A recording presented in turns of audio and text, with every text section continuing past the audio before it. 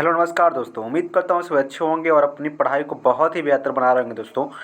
बात करते हैं दोस्तों, आपको पता है कि हम पॉलिटी में क्या पढ़ रहे हैं। हम पॉलिटी में पढ़ रहे हैं दोस्तों कि जो आपके मूल अधिकार हैं इसके बारे में पढ़ना है दोस्तों। और ये मूल अधिकार का आखिरी वीडियो है दोस्तों, तो अगर इसके पहले की वीडियो आपने नहीं देखे हैं तो आपको देखने चाहिए।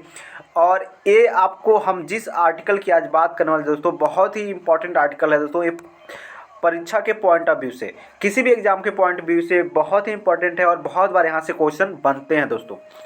तो हम बात करने वाले हैं अनुच्छेद 32 की। अनुच्छेद 32 में क्या लिखा गया दोस्तों, इसका जो शीर्षक है क्या है दोस्तों, संवैधानिक उपचारों का अधिकार।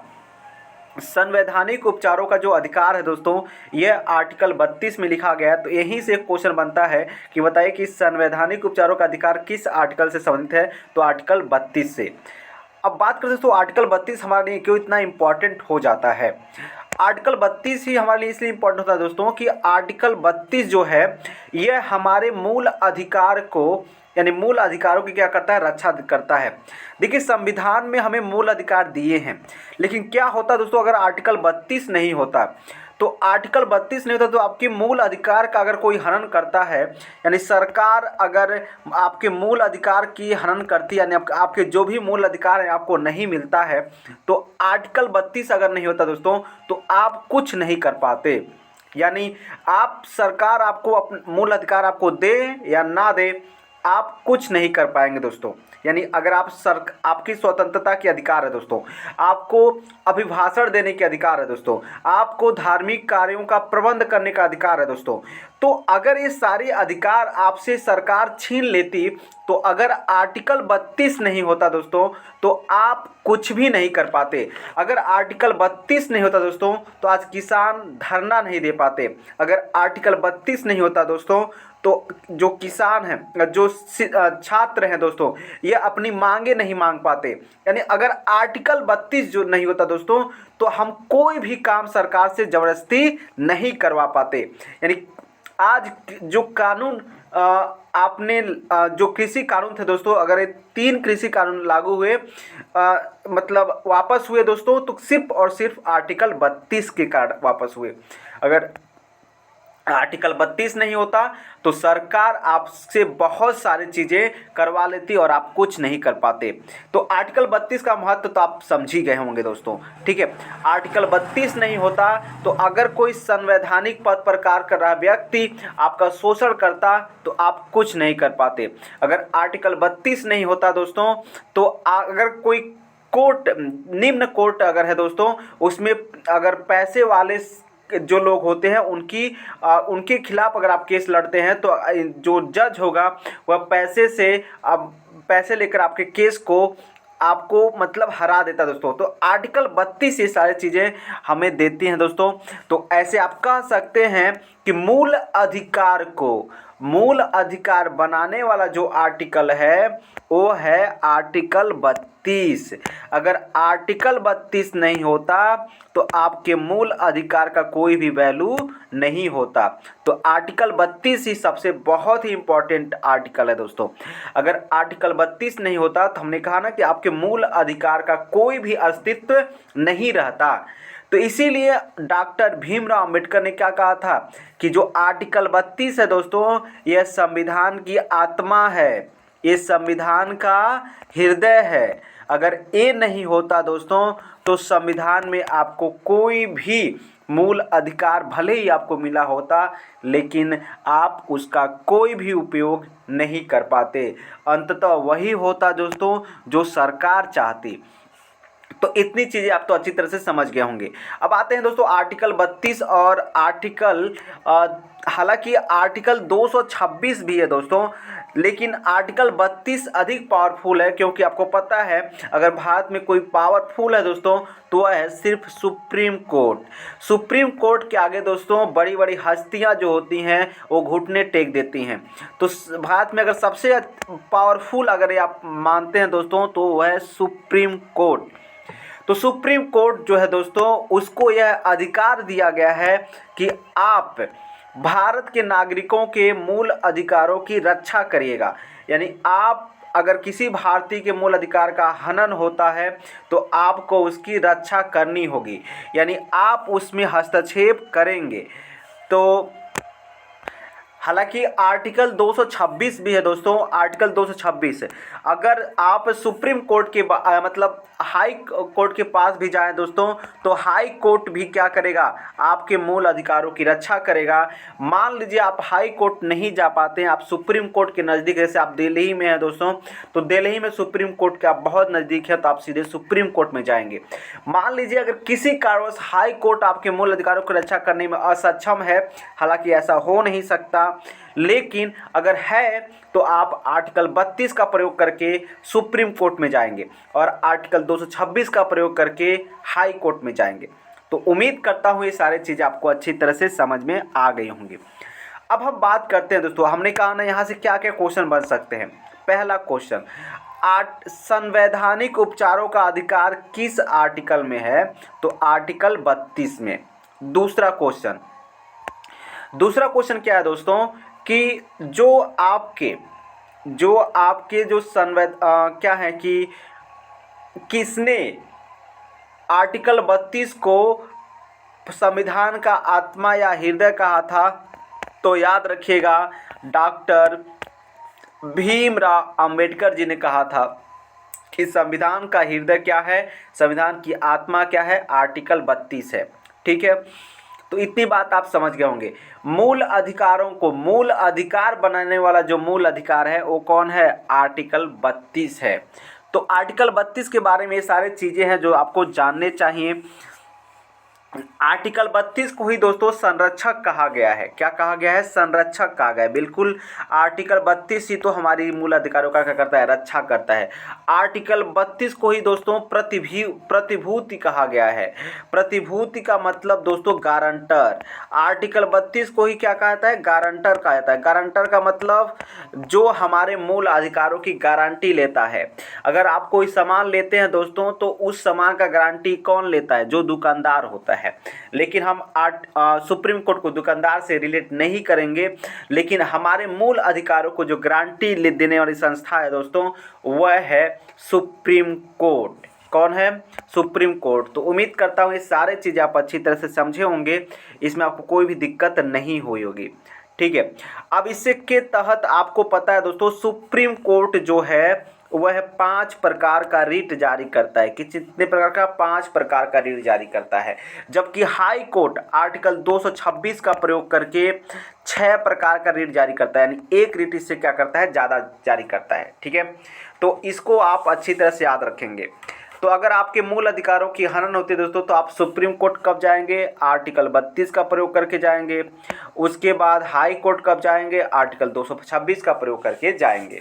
ठीक है, सपोज करिए कि हम उत्तर प्रदेश के हैं दोस्तों, तो हमको दिल्ली जाने में ज़्यादा दिक्कत होगा, तो हम कहाँ चले जाएंगे भाई, हम हमारे जो हाई कोर्ट है दोस्तों, हम वहाँ चले जाएंगे, यानी हम इलाहाबाद जाएंगे और अपने मूल अधिकारों को बचाने के लिए। तो उम्मीद करता हूँ आप इसको अच्छी तरह से समझे होंगे, इसमें आपको कोई भी डाउट नहीं हुआ होगा। ठीक है, अब इसके तहत आपको पता है कि रीट जारी करता है। अब वो कौन कौन से रीट हैं जो जारी किए जाते हैं। ठीक है, सबसे पहला रीट जो है, अगर हम बात करें दोस्तों, सबसे पहला रीट जो है बंदी प्रत्यक्षीकरण। ये क्या है दोस्तों, बंदी प्रत्यक्षीकरण। देखिए, अगर आपको पुलिस, ठीक है, पुलिस आपको गिरफ्तार कर देती है, क्या करती है, गिरफ्तार कर लेती है। अगर आपकी गिरफ्तारी दोस्तों इल्लीगल है, यानी असंवैधानिक है, तो सुप्रीम कोर्ट जो है दोस्तों आपको तुरंत रिहा कर देगा।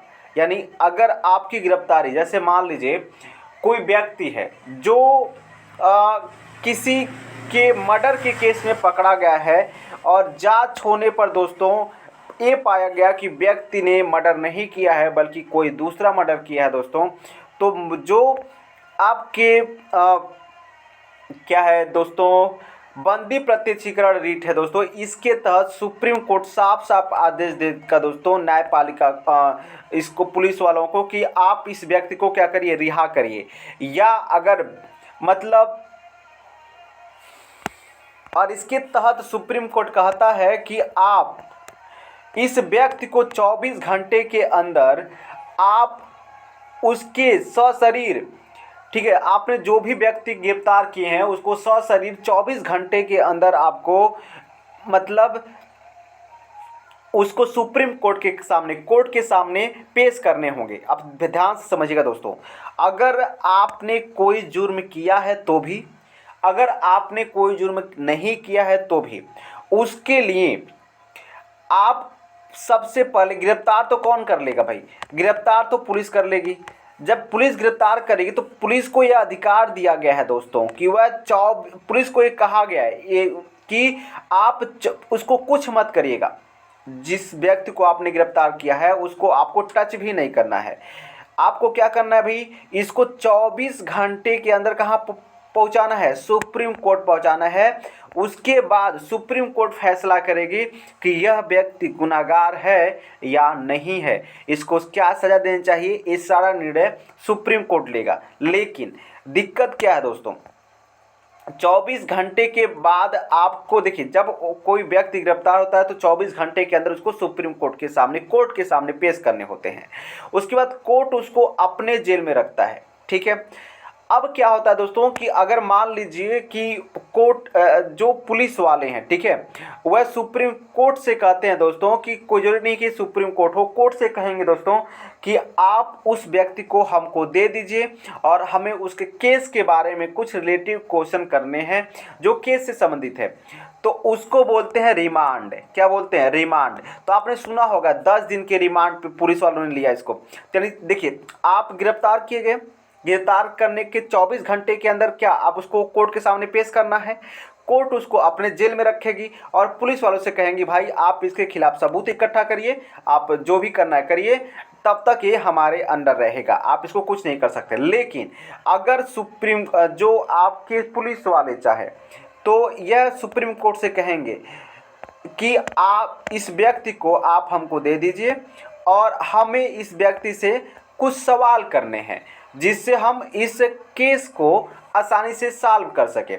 तो सुप्रीम कोर्ट कहेगा ठीक है आप ले जाइए, तो कहेगा कि हम 8 दिन का टाइम देते हैं आपको, तो 8 दिन के अंदर आप इसको पहुंचा दीजिएगा हमारे पास। तो इसको बोलते हैं रिमांड पर लेना। क्या लेना? रिमांड पे लेना, ठीक है। ये सारी चीज़ आपको अच्छी तरह समझ में आ गई, इसमें आपको कोई भी डाउट नहीं हुआ होगा। चलिए फिर आगे बढ़ते हैं, अगला क्वेश्चन देखते हैं क्या है। परमादेश। देखिए परमादेश क्या है? तो परमादेश का अर्थ है दोस्तों कि देखिए, जब कोई संवैधानिक पद पर बैठा व्यक्ति, जब कोई संस्था आपको, जब कोई संस्था दोस्तों आप मतलब अच्छी तरह से काम नहीं करता है, ठीक है, जब कोई संस्था या जब कोई संवैधानिक पद पर बैठा व्यक्ति अपना कार्य ठीक से नहीं करता है, तब जैसे मान लीजिए दोस्तों कि आप, हम सिंपल सा एग्जांपल देते हैं आपको। जैसे मान लीजिए डीएम साहब हैं। कौन है? डीएम साहब। अब डीएम साहब आपने कोई मैटर लेकर गया और डीएम साहब के पास गए और डीएम साहब आपको खदेड़ दिए।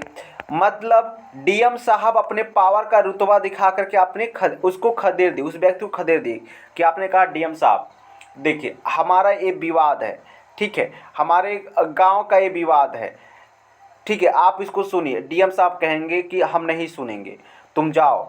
तब उसके लिए आपको कहाँ जाना पड़ेगा? Supreme court. और जब आप सुप्रीम कोर्ट में जाएंगे ना और कहेंगे कि सुप्रीम कोर्ट से कि ये जो डीएम साहब हैं ये हमारे काम को नहीं कर रहे हैं, यानी ये अपनी रुतबा झाड़ रहे हैं, तो उस सुप्रीम कोर्ट कहेगा ठीक है अब तुम जाओ, अब हम डीएम साहब को बात करते हैं। तो डीएम साहब से कहेगा सुप्रीम कोर्ट, देखिए डीएम साहब हम आपको आदेश देते हैं, परम आदेश देते हैं भाई कि ये जो व्यक्ति है इस व्यक्ति का काम आप सही ढंग से करिए, यानी इस व्यक्ति का काम हो जाना चाहिए, जो भी काम है उसको लीगल तरीके से आप करिए, अपने पावर का ज़्यादा रुतबा मत दिखाइए, ठीक है। तो आदेश देखिए, जब कोई संवैधानिक पद पर बैठा व्यक्ति क्या करेगा भाई? अपने पद का दुरुपयोग करेगा, अपने पद का फ़ायदा उठाएगा, तो उस कंडीशन में सुप्रीम कोर्ट क्या करेगा भाई? उनको आदेश देगा, मजबूर करेगा। देखिए कहेगा परम आदेश है भाई, अब इससे ऊपर कोई आदेश नहीं होता है, इस आदेश को आपको मानना है, नहीं तो आप अपना पोस्ट छोड़ दीजिए। यानी सुप्रीम कोर्ट में इतना तो पावर है भाई। तो सुप्रीम कोर्ट तब डीएम साहब कहेंगे, आपको बुला कर कहेंगे ए भाई आओ ना हम आपका करवा करके दे देते हैं, ठीक है, लेकिन आप सुप्रीम कोर्ट मत जाइएगा। तो इस तरह से क्या होगा भाई, सुप्रीम कोर्ट क्या करेगा, आदेश देगा किसी भी संवैधानिक पद पर बैठे व्यक्ति के लिए, ठीक है, क्या करेगा, आदेश देगा भाई, यानी परम आदेश देगा। तो समझ में आ गया ना। अब बात करते हैं अगली जो रीट है दोस्तों, प्रतिषेध। अब ये प्रतिषेध क्या है, इसको अच्छी तरह से समझेंगे दोस्तों, क्या है प्रतिषेध। इसमें क्या करेगा दोस्तों, जैसे सुप्रीम कोर्ट हो गया और हाई कोर्ट हो गया, सुप्रीम कोर्ट और हाई कोर्ट, ये जो दोनों कोर्ट है दोस्तों, सुप्रीम कोर्ट और हाई कोर्ट, यह अपने नीचे, अपने अधीनस्थ है, यानी अपने नीचे कार्य करने वाले जितने भी छोटे बड़े कोर्ट हैं दोस्तों, उनको क्या करेगा दोस्तों कि जितने भी छोटे बड़े कोर्ट, इसमें क्या होगा दोस्तों, जब कोई भी अधीनस्थ न्यायालय अपने अधिकार से क्या करेगा भाई, अपने अधिकार के बाहर काम करेगा दोस्तों, अपने अधिकार के क्या करेगा, बाहर काम करेगा, तो उस कंडीशन में क्या होगा कि जो सुप्रीम कोर्ट होगा, ठीक है, या हाई कोर्ट होगा, जैसे मान लीजिए कि आप कहाँ के हैं, आप यूपी के निवासी हैं, कहाँ के हैं, यूपी के निवासी, तो क्या बिहार का कोर्ट आपके काम को देखेगा? अगर यूपी का निवासी है और बिहार का कोर्ट में जाकर के बिहार का कोर्ट इसके लिए फैसला सुनाए, तो ऐसा हो सकता है, यानी अपने अधिकार से बाहर अगर कोई काम कर रहे हैं, ठीक है, या कोई भी काम आपने रोक कर रखा हुआ है, तो इसके लिए जो सुप्रीम कोर्ट और हाई कोर्ट है दोस्तों, ये अपने अधीनस्थ न्यायालय को क्या करते हैं, एक चिट्ठी लिखते हैं भाई, क्या लिखते हैं, एक चिट्ठी लिखते हैं और कहते हैं दोस्तों कि आप अपने अधिकार में रह करके काम करिए, नहीं तो हम आप पर क्या कर देंगे, प्रतिषेध भेज देंगे, ठीक है, एक लेटर दे देंगे और फिर आप कानून लायक नहीं रह जाएंगे, ठीक है। तो ये कौन कहता है भाई, सुप्रीम कोर्ट कहता है। किसको कहता है, अपने अधीनस्थ न्यायालय को कहता है, ठीक है। तो इसे भी आप समझ गए होंगे, इसमें भी आपको कोई डाउट नहीं हुआ होगा। अब बात करते हैं दोस्तों अगला जो है उत्प्रेषण। इसमें क्या है दोस्तों,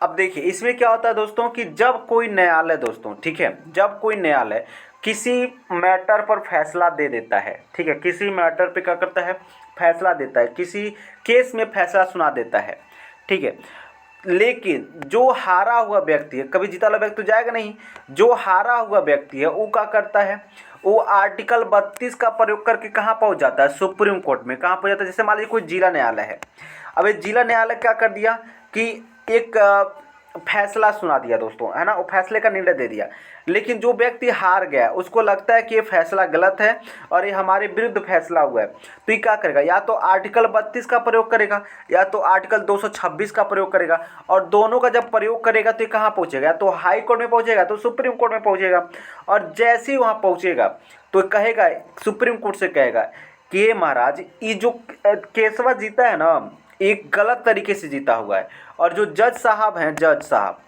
ये क्या कर लिए हैं, पैसा ले लिए हैं और हमको हरा दिए हैं, या मतलब कुछ इस तरह से जब उससे कहेगा तो सुप्रीम कोर्ट क्या कहेगा या हाई कोर्ट क्या कहेगा, तो मत घबराओ, हम अभी बताते हैं। तो ये क्या करेगा, उत्प्रेषण लेटर देगा, क्या बोलेगा, उत्प्रेषण, और कहेगा कि आप जितना डॉक्यूमेंट है ना इस केस से रिलेटेड, ये सब आपको सुप्रीम कोर्ट भेज दीजिए और हम इसको देखेंगे, और जब इसको देखेंगे तब हम फैसला सुनाएंगे, तब तक आपका फैसले का कोई वैल्यू नहीं है। तो जब कोई फैसले से कोई असंतुष्ट व्यक्ति अगर है तो वह कहाँ जा सकता है, सुप्रीम कोर्ट और हाई कोर्ट में जाता है। सुप्रीम कोर्ट आर्टिकल 32 के तहत और हाई कोर्ट आर्टिकल 226 के तहत जा सकता है, ठीक है। यानी इसमें अगर इस लेटर को जारी करने के बाद जो अधीनस्थ न्यायालय हैं वो मजबूर हैं उस केस से रिलेटेड सभी डॉक्यूमेंट देने के लिए। तो उम्मीद करता हूँ आप इसको भी समझे होंगे, इसमें आपको कोई भी डाउट नहीं हुआ होगा।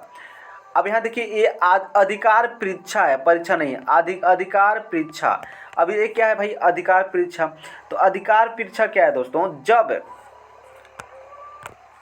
इसमें क्या है दोस्तों कि इसमें होता क्या है कि जब कोई व्यक्ति, ठीक है, जब कोई व्यक्ति क्या करता है कि अपने अधिकार से ठीक है, या कोई भी असंवैधानिक रूप से कोई पद प्राप्त कर लेता है, यानी इलीगल तरीके से कोई क्या करता है, कोई पद प्राप्त कर लेता है। सपोज करिए कि कोई व्यक्ति है जिसकी उम्र कितनी है, 60 वर्ष है। कितनी वर्ष है, 60 वर्ष।